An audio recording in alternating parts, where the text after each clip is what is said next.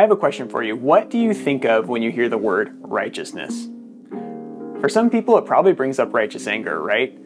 For others, you're just thinking of who knows what, who is right, who is wrong. And that's the correct answer, right? Because righteousness is our understanding of morality, of right and wrong. But I think a lot of times we get a small part of it wrong, which is who is the one who is righteous. Hey, I'm Elijah. Welcome to Loving the Truth. I'm the media director here at Lazy Mountain Bible Church, and today we're looking at Ephesians chapter 6, the armor of God, and we're looking specifically at the breastplate of righteousness.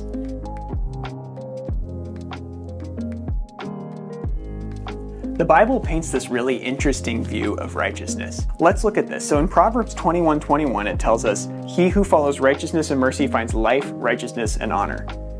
Okay, so this is a really gracious view of righteousness, right? This really gracious view of right and wrong. He who follows righteousness and mercy finds righteousness, life, and honor.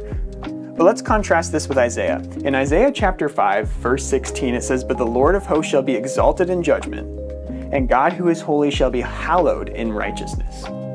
This paints a slightly different image, one of a God who is justified in judging. And if he's justified in judging, we've done a lot of wrong and we're deserving of some pretty awful things, right? And according to the world's view of righteousness, actually this makes a lot of sense. Maybe what would we do if we were wronged? There's this parable in Matthew that illustrates this perfectly. It's about a king who is calling people who owe him his debts and he's collecting, right? So he's right in prosecuting these people for the debt that they owe him. He can throw them in jail for not paying him back. He calls one of his servants and the servant begs him for mercy. He says, "Please, my Lord, do not make me pay you back. I can't pay you back. Do not take my wife, my children. Don't throw us in jail." And the king has mercy on him. Isn't that awesome? The king has mercy. But what does the guy go do with this mercy? He goes out and he finds one of his debtors and he calls him to collect. And when he can't collect, he can't pay, the guy who was just forgiven, who was just shown mercy, throws the guy in jail.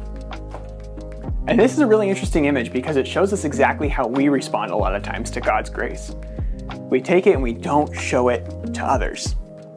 God was righteous in punishing us. His right response for what we did would have been to imprison us, to banish us from the kingdom, to remove us from relationship with him. But what does he do instead? He sends his son to restore relationship with us. His son Jesus comes, lives, dies for us. Even though the right response for what we'd done, we sinned, we broke the bond, we removed ourselves from Christ's protective righteousness, the right response to that is not to show mercy. But that's the response that Christ chooses.